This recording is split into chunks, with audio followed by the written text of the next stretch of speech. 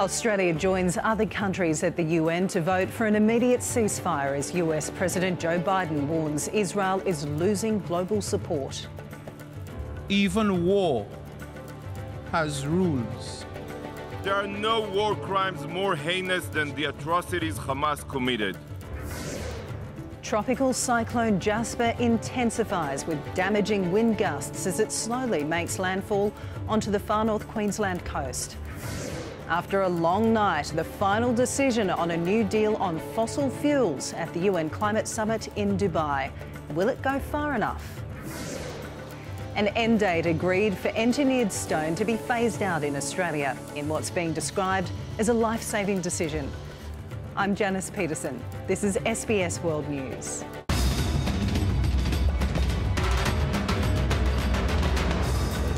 Good evening.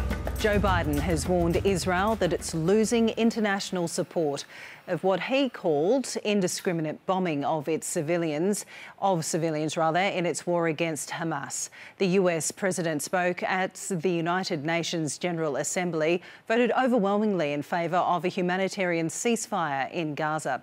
Australia among the vast majority of countries voting in favour.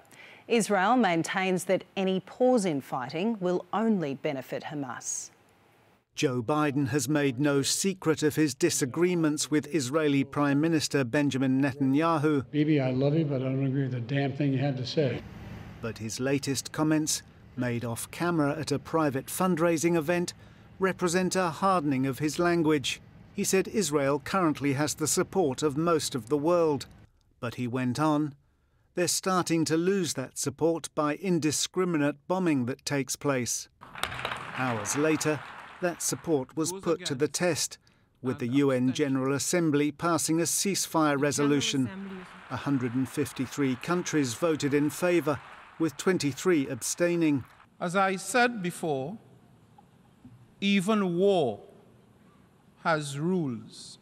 The United States and Israel were among 10 countries that voted against. There are no war crimes more heinous than the atrocities Hamas committed.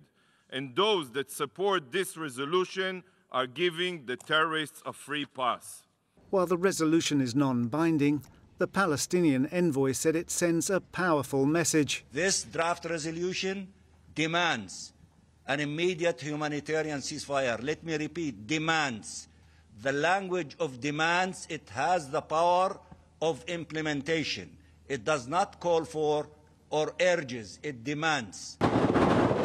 Israel launched its assault on Gaza on October the 7th, after Hamas militants stormed into southern Israel, killing 1,200 people and seizing around 240 hostages.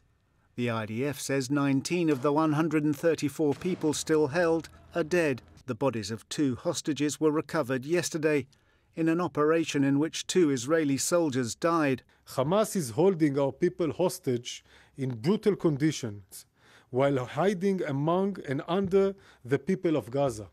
This makes our hostage rescue operation in Gaza complex. Tonight, US media outlets are reporting that the Israeli military has begun pumping limited amounts of seawater into tunnels used by Hamas, despite concerns it could endanger Gaza's fresh water supply. Hamas is designated a terrorist organisation by some countries, including Australia. With regard to the flooding of the tunnels, there is assertions being made that there's quite sure there are no hostages in any of these tunnels, but I don't know that for a fact. Above ground, the attacks continue. Hamas says more than 18,000 people have been killed and 50,000 wounded since October the 7th.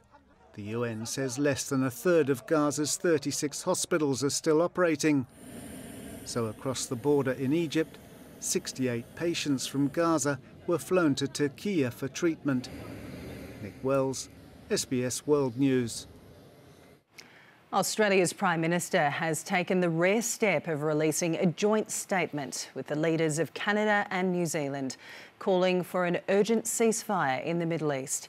Anthony Albanese is on leave, but he's joined the other nations, unequivocally condemning Hamas's October 7 attack, but adding the price of defeating the militant group cannot be the continuous suffering of all Palestinians.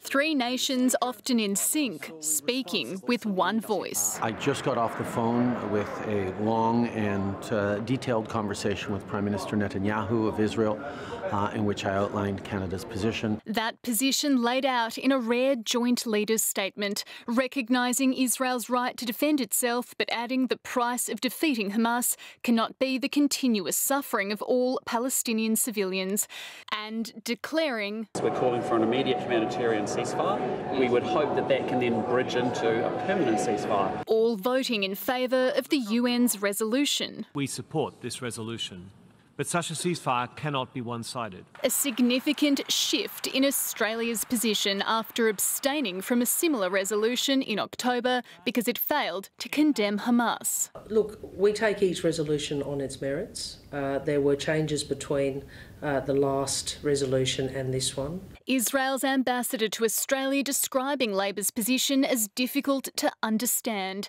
adding this war can only end with Hamas being totally defeated, as Jewish groups accuse Labor of inconsistency. They can't have it both ways. They need to be clear in their messaging, and that message has to be that Hamas must surrender. We want to see the next steps towards a sustainable ceasefire that cannot be one-sided. We see this resolution as consistent with that. The Australian Federation of Islamic Councils saying we appreciate the government voting for a ceasefire and showing a more balanced position that better represents the Australian public. After 2 months of expressing grave concerns at civilian deaths in Gaza, the Foreign Minister has declared the scale of human suffering unacceptable. It's a pivotal shift for a government that's been at pains to manage different views not only in the community but also in its caucus. Jewish Labor backbencher Josh Burns is in Israel as part of a cross-parliamentary delegation, raising concerns that acting too early on a ceasefire will only embolden Hamas further. Shadow Foreign Minister Simon Birmingham also there. Well, this is a weakness from the Albanese government. Ultimately, if we want to see Hamas removed from being in a terrorist position, then Israel has to be able to finish the job of removing Hamas. Penny Wong will be pushed to justify the position face to face when she travels to Israel next month. Sarah Temevska, SBS World News. Tropical cyclone Jasper has begun to make landfall in far north Queensland, bringing destructive winds and heavy rainfall. The Category 2 system is moving across the coast as the eye tracks close to Cape Tribulation. Dozens of people have sought shelter in evacuation centres, with the cyclone warning stretching from Cape Melville to Cardwell. From early this morning, its impact could be felt. Cyclone Jasper edging closer to the coast, stirring wind gusts above 100 kilometres an hour just off the coast and whipping up dangerous seas. We're hoping for some better waves, actually. That's all we're here for, really. Despite warnings from authorities, people flocked to get a glimpse of what was on the horizon. We're from Victoria originally, so this is our first cyclone.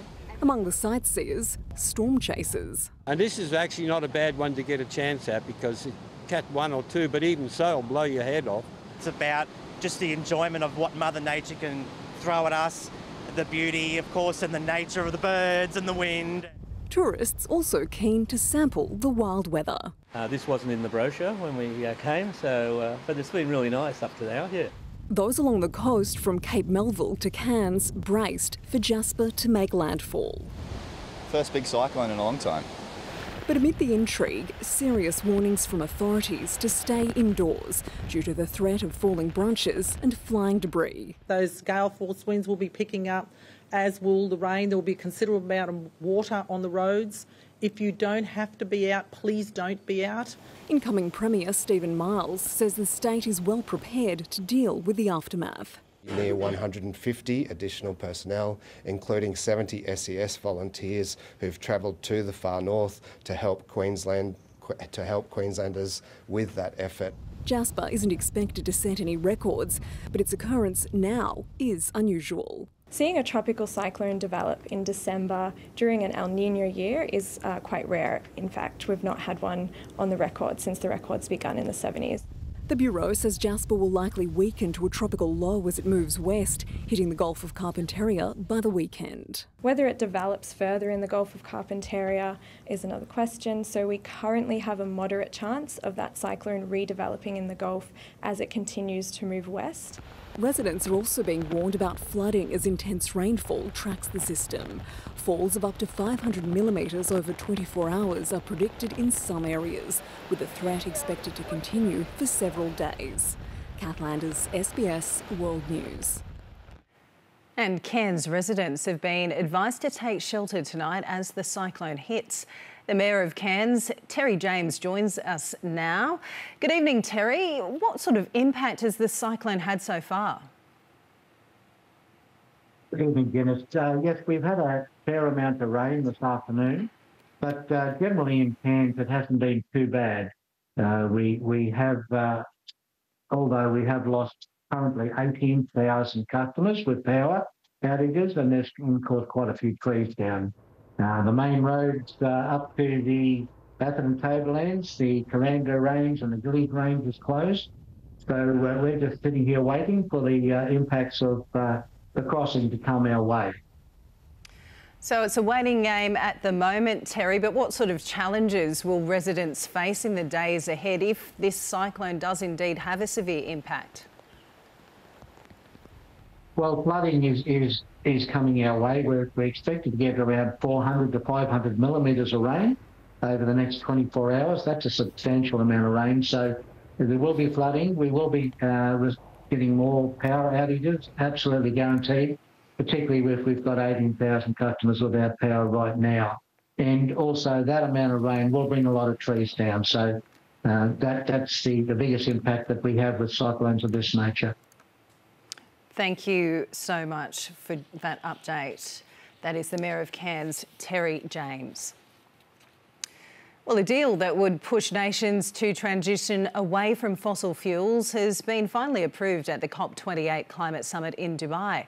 The updated proposal came after Monday's draft was widely criticised, with many countries saying it didn't go far enough. The deal calls on all countries to move away from the use of fossil fuels, but not to phase them out, something that more than 100 countries had been asking for. The COP28 president says it's a historic moment, bringing an end to a mammoth set of negotiations. Many said this could not be done. Here let me sound a word of caution. An agreement is only as good as its implementation. We are what we do, not what we say. And for more on this, I've been speaking with Tom Evans, who's a policy advisor with climate think tank E3G, who's at the summit in Dubai. Good evening, Tom. Thanks again for joining us. Briefly, talk us through some of the main changes and just how significant is this new pledge to transition away from fossil fuels? That's probably the biggest change that we're seeing, this line transitioning away from fossil fuels. And what that really sends, I think, is a very clear signal that the fossil fuel era is coming to an end. It's the beginning of the end for the energy system that we've known for hundreds of years. And it's a very mixed signal across the text. There are certain elements of this package which don't live up to the full call that we heard from many countries and small island states for a full fossil phase out. But I think looking at what we have right now, it does seem that it might be good enough to actually send and steer the global economy in a better direction. So a little bit of progress, but of course, Tom, it has been a long night there of wrangling. Delegates now at the conference centre, what's been their reaction to this? What we're hearing, certainly from other NGOs, from other observer organisations, is a sense of maybe 2 steps forward, 1 step back, some big progress at last after nearly 30 years of UN climate negotiations. We're finally addressing the problem of fossil fuels, but also still maybe not doing it fast enough, quick enough. And the key question is, where's the finance, where's the money on the table that will help countries, all developing and developed countries, move much quicker towards the clean future? Now, a main goal of this conference was to limit global warming to 1.5 degrees above pre-industrial levels. Do you think that's achievable? I think it's still achievable. I think that gives us some of the tools we need to be able to do that. It talks about tripling renewable energy and doubling energy efficiency globally by 2030. Those are critical first steps. Those are really good things that we'll need to double down on. What it doesn't do is it clearly has some text in it which talks about fossil fuels sometimes acting as a transitional fuel.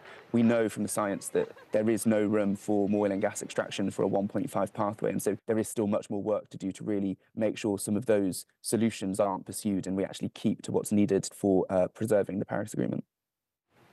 Tom Evans, Policy Advisor from E3G, joining us from COP28.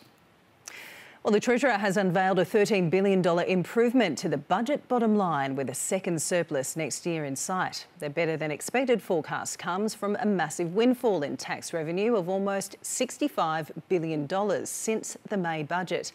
But Jim Chalmers says 92% of that will be banked in the effort to tame inflation.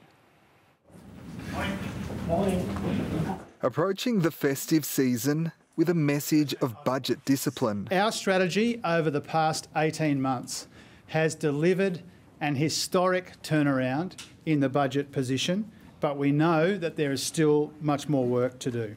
A marker in the mid-year budget update, revealing a $13 billion improvement to the budget bottom line.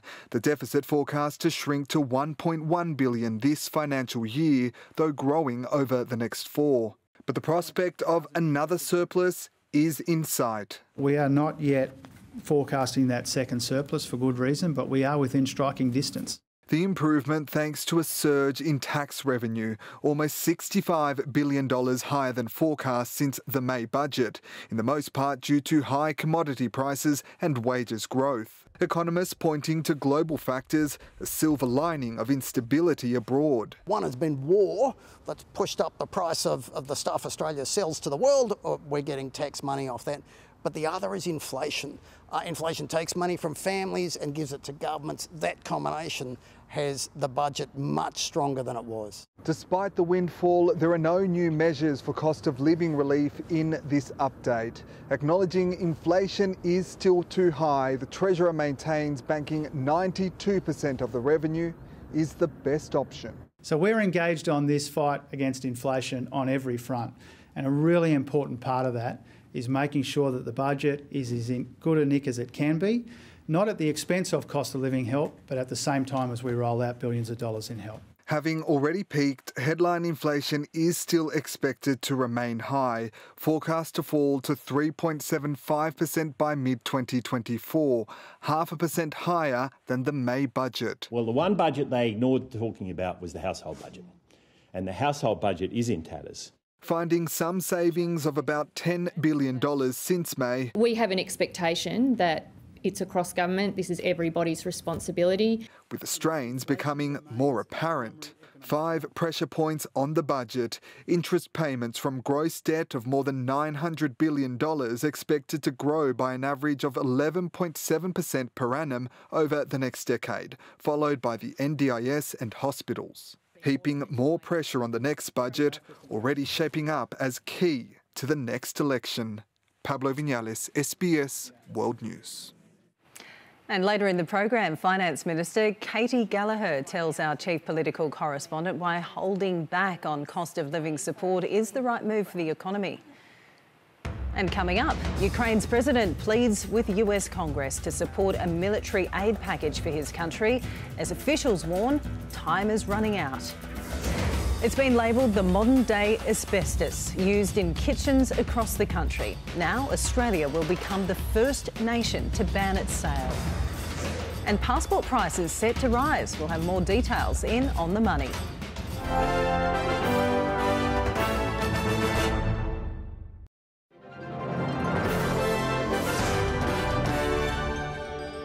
Ukraine's President Volodymyr Zelensky has pleaded with the US Congress to support a $92 billion aid package for his country. The package, held up due to domestic political demands on border security, has frustrated attempts by the White House at gaining congressional approval. Bipartisan talks in the Senate aimed at breaking the impasse have deteriorated, with time now running out as the holiday season approaches. Still treated as a valued friend in the corridors of power in Washington, D.C., but a far cry from his previous visits to this city. Now, in a much more subdued climate, there was still access to a fireside chat with the US president. Joe Biden's commitment to the Ukrainian cause, while unwavering, tinged with the reality of domestic politics. But without supplemental funding, we're rapidly coming to an end of our ability to help Ukraine respond to the urgent operational demands that it has. Putin is banking on the United States failing to deliver for Ukraine. We must prove him wrong. That funding no longer bipartisan, but linked to Republican demands on tougher border security. So I've made this very clear, again, from the very beginning, when I was handed the gavel. We needed clarity on what we're doing in Ukraine and how we'll have proper oversight of the spending of precious taxpayer dollars of the American citizens, and we needed a transformative change at the border. Thus far, we've gotten neither. Both sides acknowledging the urgency of the issue. If Ukraine falls, it will be a historic, colossal tragedy. Historians will look back on this, not 2 weeks from now, but years from now, and say this was one of the turning points where Western civilization took a dramatic turn downward, where the U.S. abandoned its ally. A point not lost on the Ukrainian president, who attempted to walk the tightrope of keeping his hosts happy while staying on message. Everything we talked about today will help us in the year 2024. Today's discussions in the White House and in Congress, across both parties and both chambers, with a speaker, were very productive, and I thank you for the bipartisan support. Congress shuts down for the Christmas break in 3 days, and a clear indication of the Republican Party's thinking by its leader in the Senate. So all I have said is practically impossible, even though we reach an agreement, to craft it, get it through the Senate, get it through the House before Christmas. Not the kind of Christmas cheer the Ukrainian leader was hoping for. Edmund Roy, SBS World News. The three candidates vying to become Indonesia's next president have squared off in their first televised debate ahead of the national poll in February next year. SBS News Asia correspondent Aaron Fernandez monitored the debate and filed this report. Indonesia's Defence Minister Prabowo Subianto is ahead in the polls and is currently the frontrunner to succeed outgoing President Joko Widodo. He's contesting against former Central Java Governor Ganjar Pranowo and former Jakarta Governor Anies Baswedan. Concern over political corruption during the final stages of Joko Widodo's presidency was a key theme in last night's debate. The outgoing president's eldest son is running for vice president alongside Prabowo Subianto, but that required a court ruling that changed the age requirements for candidates. The Constitutional Court decision, which had the brother-in-law of the president as the presiding judge, is seen by many, I think, in the country as sort of indicative of this lurch towards sort of nepotism and autocracy at the end days of the Jokowi administration. Cronyism and corruption remained in focus during last night's debate, with Ganjar citing figures from Indonesia Corruption Watch, which claims the country has lost more than 22 billion Australian dollars in public funds due to corruption in the past decade.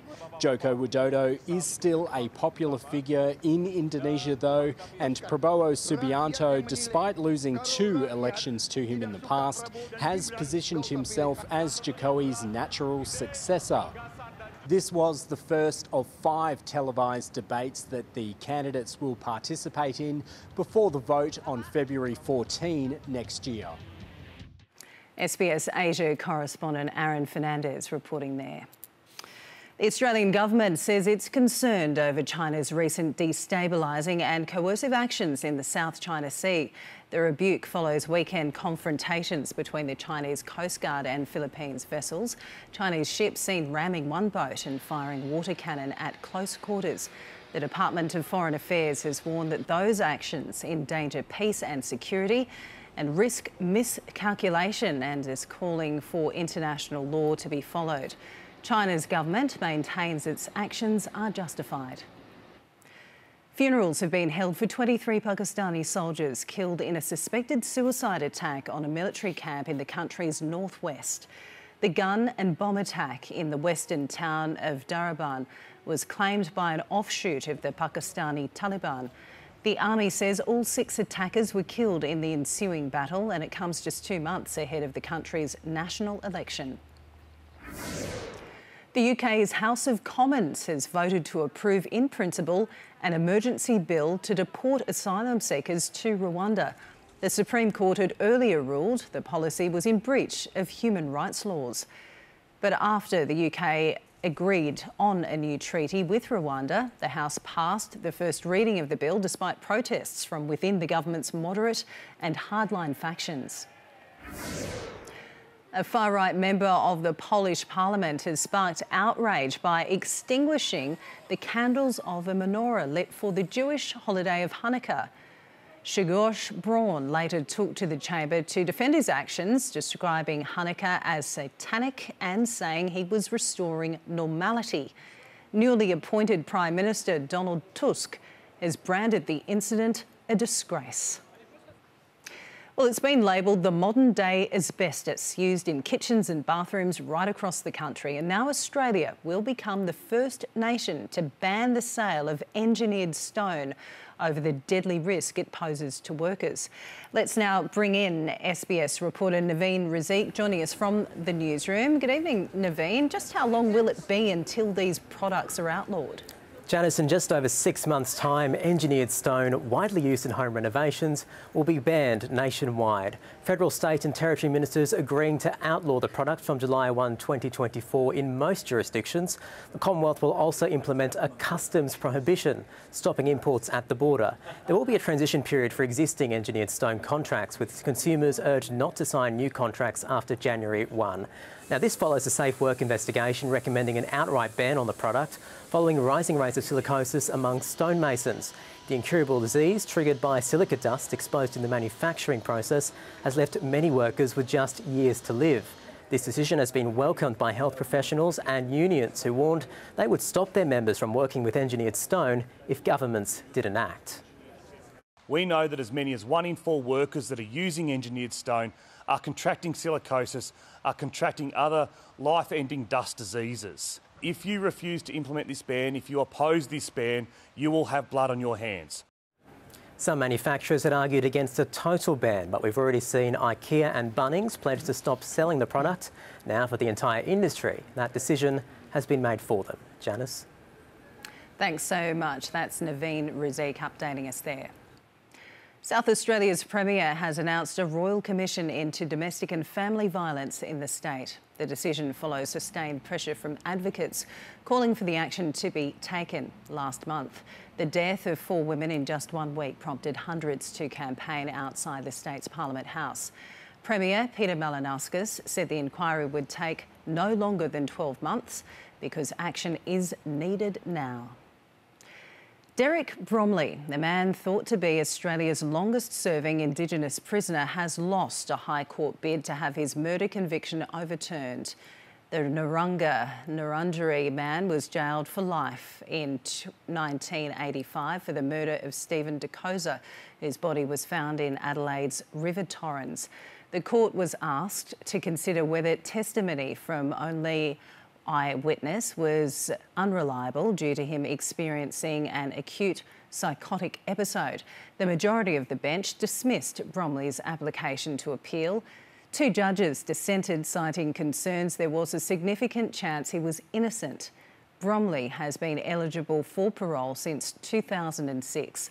Under South Australian law, it's been denied because he has maintained his innocence. Rock legend Jimmy Barnes says he'll undergo urgent heart surgery to treat the spread of bacterial infection. The 67-year-old Cold Chisel frontman was hospitalised 2 weeks ago for pneumonia. He said on social media he's having a heart valve replaced and has cancelled upcoming summer shows. Returning to our earlier story now, for anyone hoping the federal government's budget update might provide fresh relief from rising costs, they will be disappointed. But the Finance Minister, Katie Gallagher, is defending the decision to focus on reducing inflation rather than providing a pre-Christmas financial sugar hit. She sat down with Chief Political Correspondent Anna Henderson. For those people who are putting petrol in their car, who are trying to afford Christmas presents, perhaps even a holiday, or at least putting a Christmas lunch on the table, what's in this document for them?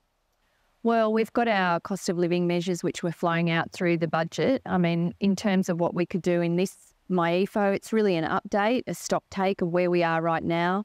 And I think where the government can play a useful role, because we completely understand that people are doing it really tough at the moment and that household budgets are getting really hit hard, is to make sure that we're managing the budget responsibly and the decisions we take aren't adding to the inflation challenge in the economy, because if we were to be adding to that pressure, it would have a much more serious impact on those household budgets. Is your government just holding out for the May budget to potentially give a pre-election sweetener, and in the meantime, those families are hurting? Well, what we're doing is trying to manage this inflation challenge. And I think, you know, the bank's made it very clear that the strategy that we are following is the right one for the times, and that is that we're making sure we're showing some spending restraint so that we're not adding to that inflation challenge. But we've said we will monitor the economic circumstances of, you know, as we lead up into the budget decision. So, you know, if we need to do more, if we can do more, if it's the responsible thing to do more, then we'll take those decisions in the lead up to May. We've got the stage 3 tax cuts now looming. How difficult is the conversation going to be about whether to go ahead with them? Well, they're legislated to go ahead, so they will go ahead on the 1st of July. They were, you know, legislated in the previous parliament. And I think that, you know, certainly tax and giving people that tax relief is one way you can assist people with cost of living pressures. But it's helping the wealthiest the most. How is that justifiable at the moment? And when does deep public lack of support for something trump an election promise? Stage 3 will kick in at 45,000. And so, you know, we've been conscious that that's there, but also that when we have been making decisions about cost of living, we are targeting it to low and middle income families, whether it be through family payments, whether it be through bulk billing for children, whether it be through energy bill relief. That's the way that we've been able to reach those households who are doing it especially tough. Finance Minister Katie Gallagher talking there to our Chief Political Correspondent Anna Henderson. Well, the improvement in the federal budget came from higher government revenues, both taxes, thanks to Australia's resilient labour market and commodity prices. SBS Finance editor Ricardo Gonçalves joins us now with more. And Ricardo, the iron ore price continues to rise, and that's defying expectations. Janice, the government highlighted China's property sector as adding to economic uncertainty in its mid-year update today. And despite the nation's slow recovery since the end of its long COVID restrictions, the iron ore price has been climbing of late. In fact, it's currently at its highest in more than a year at around $138. The government had assumed it would fall to 60. So that's led to a bit of a windfall as it collected more tax than expected from Australia's top export. The Chinese property market's been front and centre. We're all concerned about that, but that's not the only engine that drives the Chinese economy. Automobile manufacturing has been really strong. Infrastructure development has been particularly strong over there, but also China's a big exporter of steel globally. So global economic conditions have held up a lot better than perhaps the government thought they would, as well as many analysts out there. And on the share market, the iron ore miners did very well today. In fact, Fortescue Metals hit a record high, while Rio Tinto hit its highest since July 2021. But economists say the government's forecast for inflation may support the view that interest rates will stay high for longer. It's revised its near-term forecasts up to 3.75% for inflation and still doesn't expect it to hit the midpoint of the RBA's 2 to 3% target band until 2025-26. What we're seeing, though, is that government spending still is very high. Government spending on infrastructure is still very high, and that is adding to pricing pressures within the economy. I'm sure the Reserve Bank would prefer that the government cut spending even more than what it's proposed within my info, so that it takes some of the pressure out of domestic demand, particularly around wages growth that's adding to services inflation.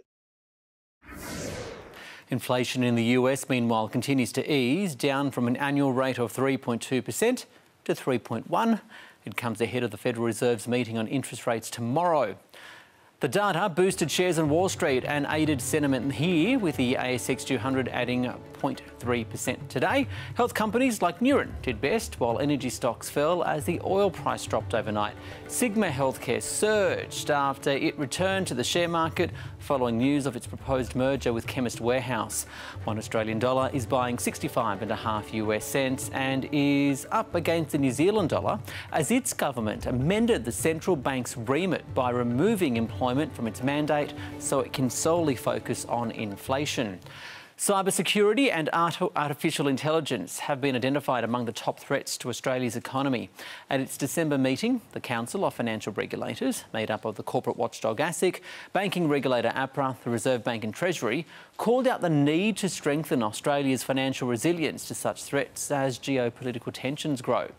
Higher levels of household debt were also said to pose a risk as the number of overdue payments rise, albeit from low levels. Is the allure of working from home fading? Well, the Bureau of Statistics says 37% of Australians now work from home, but that is down from 40% 2 years ago during the pandemic, but still well above previous years.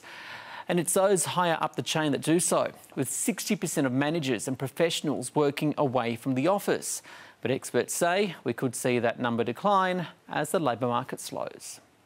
It's going to become a less favourable job market from a job seeker or employee perspective. And so we may see the attitudes towards remote work from employers begin to shift, which could force the share of the population working remotely to come down a little bit. The ABS added that the median weekly earnings for men was $350 more than for women. And if you're thinking of renewing your passport, you might want to do it soon, because from July the 1st, fees will increase by 15%. And it means a 10-year adult passport will go from $325 to almost $374. It's part of the government's budget measures announced earlier today, which will help it raise $350 million, Janice, over the next 3 years. Thanks so much for the update, Ricardo. Well, coming up, Australia's netballers celebrate a new revenue-sharing pay deal. Plus, the ICC rules on Usman Khawaja's shoe message.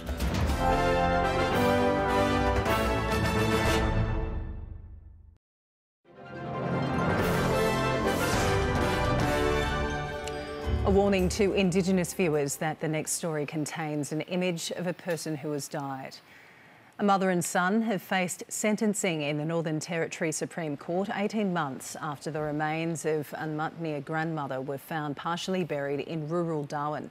Joshua Mason was sentenced to 6 years in jail for the hit and run that killed Kumanjai Dixon in June last year, and for attempting to pervert the course of justice by hiding her body. His mother, Deborah Mason, who helped in the cover-up, will spend 6 months in jail. Australia captain Pat Cummins has confirmed that Usman Khawaja won't be wearing cricket shoes with a statement about the Hamas-Israel war in the first test against Pakistan. The opening batter faced the possibility of being banned if he took to the field wearing the shoes with handwritten messages, including "All lives are equal." Instead of talking team selections ahead of the summer of cricket opener against Pakistan, it was a pair of shoes that dominated Pat Cummins' pre-test press conference. Usman Khawaja had caused a stir by writing a message in the colours of the Palestinian flag on his cricket shoes at training yesterday. His captain and teammates supported his freedom of expression. That everyone has their own passionate views and individual thoughts, and chatted to Uzi briefly about it today, and I don't think his intention is to make too big of a fuss, but we support him. However, Cricket Australia released a statement today saying, "We support the right of our players to express personal opinions, but the ICC has rules in place which prohibit the display of personal messages, which we expect the players to uphold." When Khawaja was made aware that wearing the shoes could put him in danger of breaching the ICC's rules, he agreed not to wear them tomorrow. But he argues his position was non-political. It's a humanitarian appeal. I will respect their view and decision, but I will fight it and seek to gain approval. Freedom is a human right.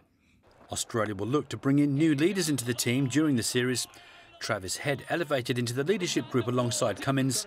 He'll join Steve Smith as co-vice captain. Steve's not going to play forever. I dare say I'm not going to captain forever, so we feel like we've got some responsibility to future-proof the team and start trying to give opportunities to other leaders. Spinner Nathan Lyon goes into the test needing 4 wickets to become the third Australian behind Shane Warne and Glenn McGrath to reach the 500 mark. John Baldock, SBS World News. The netball pay war has come to an end today after the Players Association signed off on a new deal. 10 months in the making, the 11% pay rise will be backdated to October. The deal maker was the inclusion of a new revenue sharing component that will see 20% of sponsorships going to the players. The president of one of Turkey's top football teams has been arrested for punching a referee on the pitch. The incident sparked chaotic scenes involving players and club officials. FIFA has condemned the violence, adding it has no place in our sport or society. It's been called Turkish football's night of shame.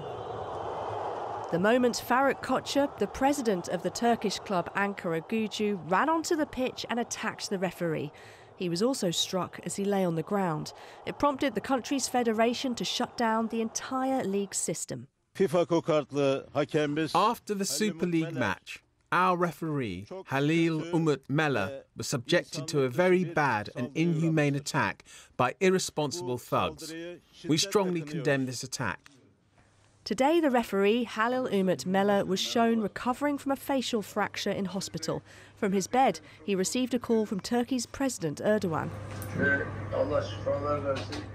Meanwhile, Koçer was being loaded into a police van, arrested along with 2 others for injuring a public official. He's since apologised and resigned.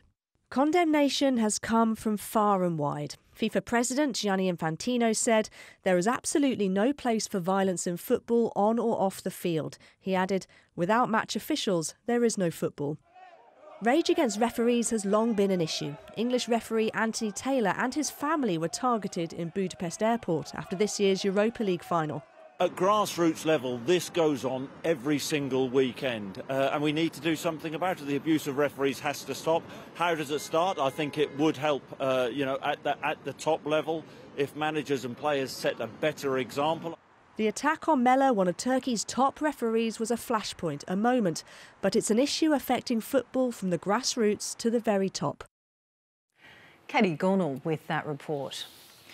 Well, the new interim chief executive of the West Tigers Rugby League Club says the task of turning around the side is nothing compared to his previous jobs in the sport.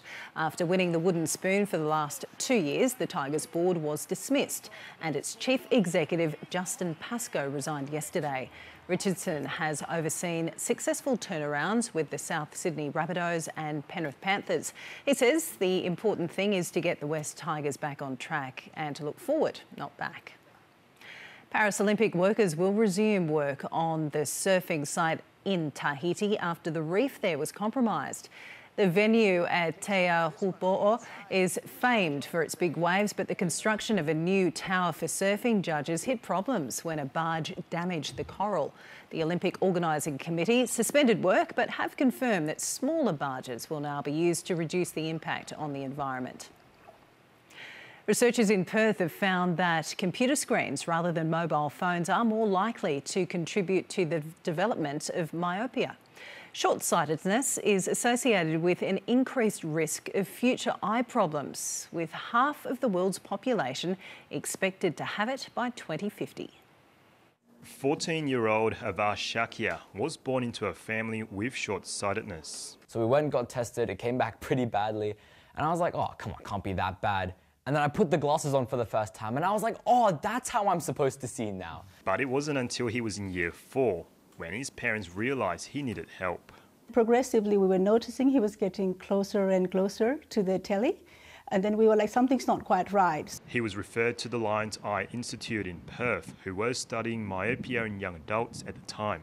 We found that within this 8-year period, around 1 in 3 of these young people have a progression of their short-sightedness, so their eyesight got worse. Dr. Samantha Lee used data collected from 600 young adults to figure out if digital screens had an impact on the development of myopia.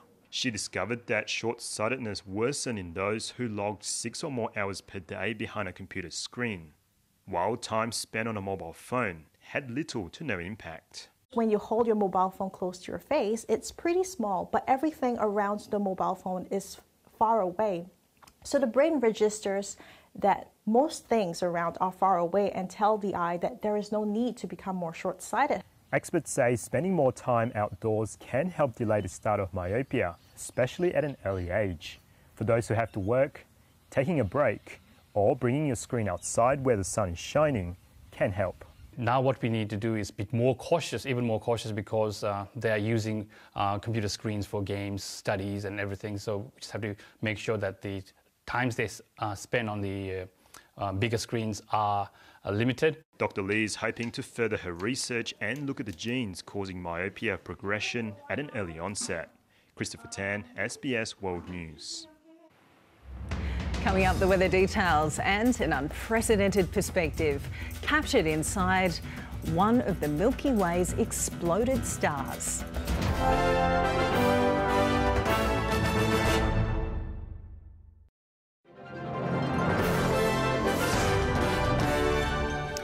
Andre Braugher, the two-time Emmy-winning actor and star of the television comedy Brooklyn Nine-Nine, has died after a brief illness. The American actor played the role of Captain Ray Holt for 8 seasons, for which he received 4 Emmy nominations and 2 Critics' Choice Awards. He also won an Emmy Award in each of his roles in the police dramas Homicide and Thief, and was a regular on the stage at the New York Shakespeare Festival. He was 61. To the weather forecast now, and tropical cyclone Jasper approaches northeast Queensland, bringing gusty heavy showers, and troughs generate rain and storms in South Australia, Tasmania, Victoria and New South Wales. Humid northerly winds bring showers and storms to the north.